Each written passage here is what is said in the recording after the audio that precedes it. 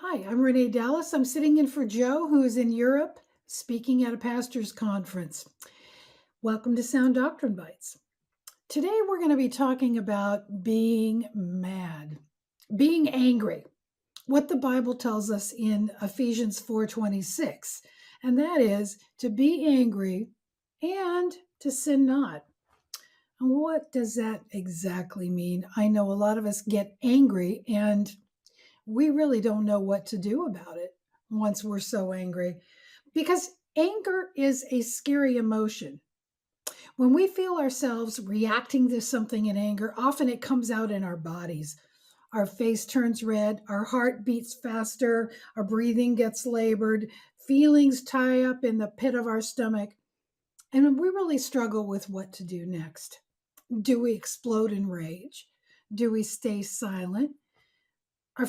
our our feelings sometimes get mixed up because we feel guilty about being mad. How do we feel about how we feel? There's how you feel and there's how you feel about how you feel, right? And that's where things start getting really confusing. Anger is definitely a force to be reckoned with, but it is in the reckoning that we often get stuck. So how do we sort this out? Anger happens. Isn't that a great bumper sticker? Anger happens. Put it on a t-shirt. Ephesians 4:26 tells us, anger happens. It's a legitimate emotion. We should express anger in constructive ways, not destructive ways. So let's talk a little bit about what anger is, and then its purpose, and then how to use it. So, what is anger? Dr. Les Carter, a Christian psychologist, describes anger as a reaction to an affront to your personhood. Can you imagine? Think about it. I think that's right. A reaction to an affront to your personhood. Basically, a reaction to some injustice, real or perceived, something that has wounded us or hurt us, humiliated us. Someone has done evil and hurt someone else, and we get angry. There is legitimate anger to a real injustice, and then there's perceived anger, injustice that you perceive based on past experiences or even cultural assumptions that we sort of have. So somebody might say something that goes against a cultural assumption and we just launch into anger. I sometimes do it that way. It's like putting your finger on an app on your phone and you're just like, wow. I just launch because of a perceived injustice or slight or some kind of cultural assumption that I've made. Um, One time I was really mad at somebody. I was talking to customer service and um, I wasn't getting my way. It was with the cable company, and I felt like she was insulting me. And later I realized I was just being really childish. I was being kind of selfish. And ironically, God used that incident in my life to bring insight and healing. I was actually pretty embarrassed over my reaction, but God used that too. And I find that God never wastes anything. But uh, what is anger? It's a reaction to a perceived insult on your personhood. Second question is, so does God get angry? Yes, he does. In Jeremiah 7, God speaks to his people about their double mindedness and their hypocrisy. He's angry when they sin, and at the same time, they expect him to bless them and protect them. That's an unjust expectation of a relationship. A lot of us have to deal with this kind of stuff where people have unjust expectations of us. They take us for granted, and they expect us to do things when they don't treat us well. And I think that's kind of an example of what God does when He speaks to through the prophet to His people.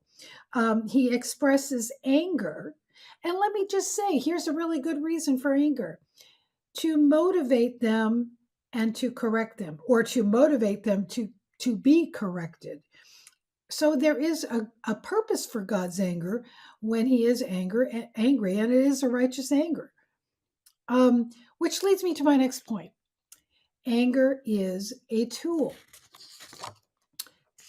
a legitimate emotion given as a tool to make corrections in relationships to correct injustice or wrongdoing.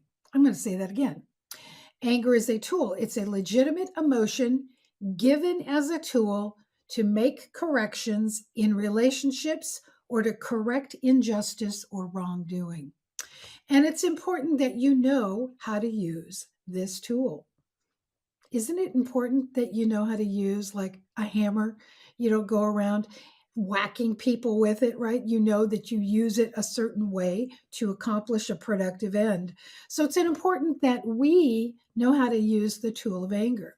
Now, Joe writes about this in his book, When Homosexuality Hits Home. And he quotes James 1:19 through 20.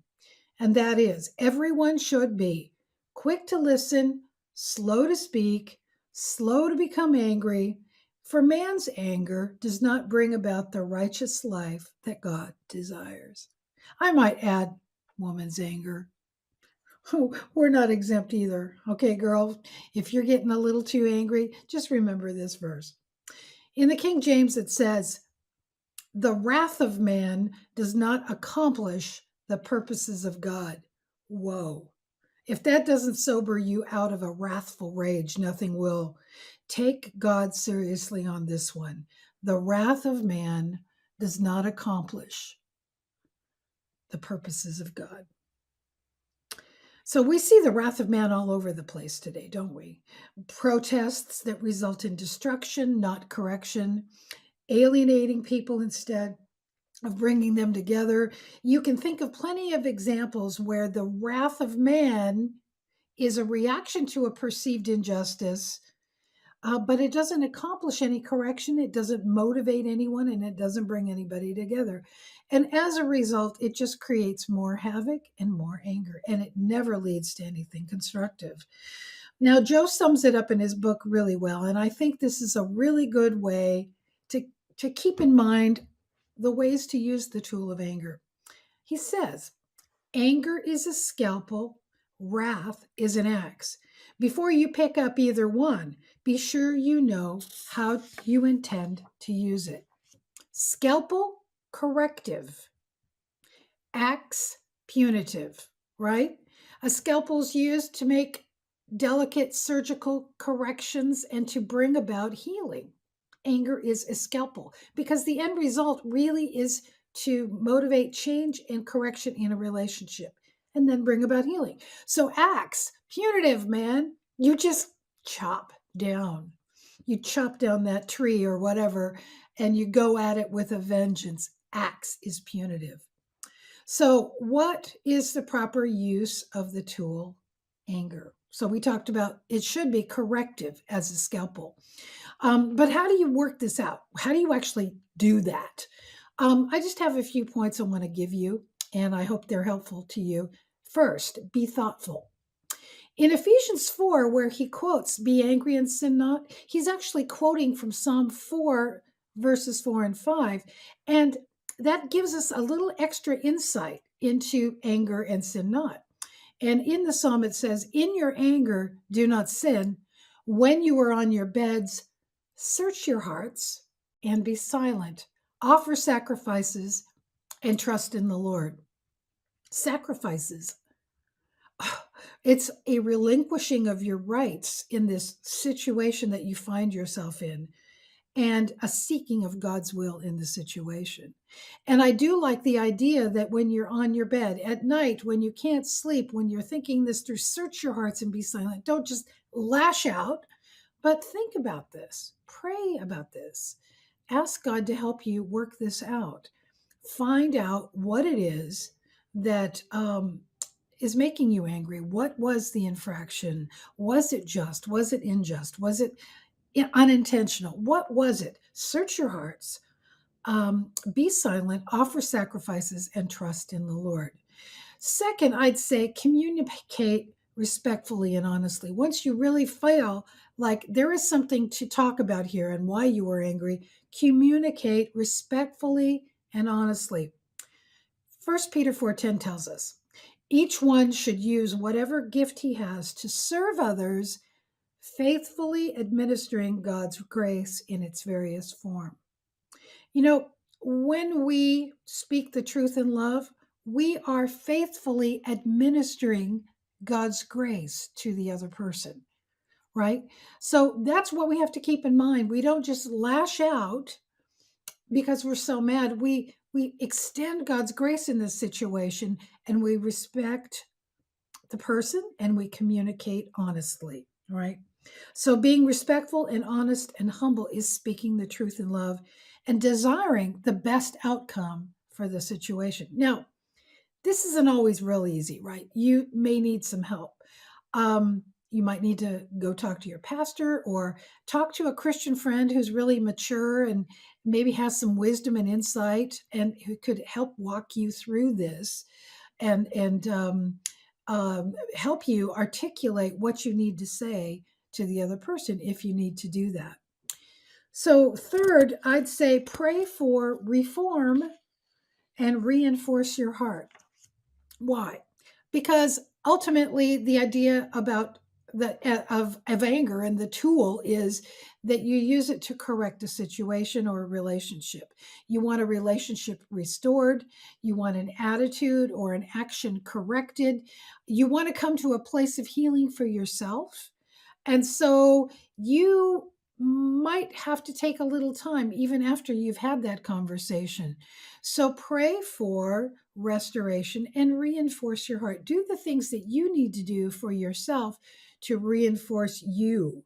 And that might be maybe spending a little more time in prayer, maybe spending a little more time listening to some worship songs and maybe taking in a little of the word, doing some things that are refreshing to you, right? If you like going for walks or whatever, take some time to reinforce your own heart because really everything comes out of your heart. If your heart's bitter, everything's going to come out bitter, right?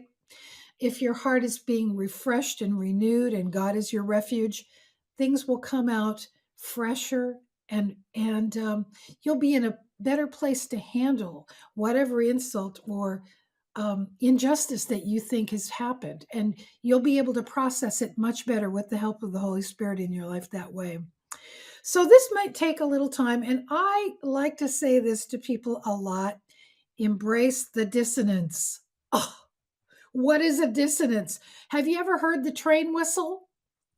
That's a perfect example. There's two notes in that train whistle and they don't go together. Okay. So when you listen to the train whistle, you'll hear these notes and they sort of clash against each other. And it's meant to. It's meant to get your attention when the train's coming because the train wants you to know, don't get on the tracks, don't get in the way. We're coming down the tracks. And so it makes this sort of dissonant noise and it gets your attention because those two notes just don't go together. You can walk up to a piano. Anybody who's a musician kind of knows, walk up to a piano and just pound on some dissonant notes that don't go together, and your head just goes sideways. You just don't like it. You're not comfortable. Embrace it, because in that discomfort, the Holy Spirit will speak to you. And just be open to embrace the dissonance. Sometimes relationships are not corrected so quickly. But God will use the tool of anger correctly applied to make changes, not just in the other person, and maybe never the other person, but I will tell you for sure, in you. There's always something in this for you. So embrace the dissonance and then trust God. One of my favorite verses is Ephesians 1:11. He is able to work out all things in accordance with his will. I like to say God is the great recycler. He takes the garbage and he turns it into something great. He is able to work out all things in accordance with his will. So I hope that's helped you as we sort of talked about anger. We could go on for a long time talking about anger and things that we've been angry about. But hopefully this will give you a little food for thought. Thank you for joining us today. This is Sound Doctrine Bites, and we're here every Wednesday at 12 noon. You can like us on Joe Dallas Online. Be sure to go to our YouTube channel, Christians in a Cancel Culture, and like and subscribe that based on Joe's book, Christians in a Cancel Culture. And then if you'd like to support us and so we can keep putting out some free content for you, you can support us at joedallas.com/giving. joedallas.com/giving. So thanks for letting me pinch hit for Joe today. It's been a blessing being with you. God bless, and we'll see you next week.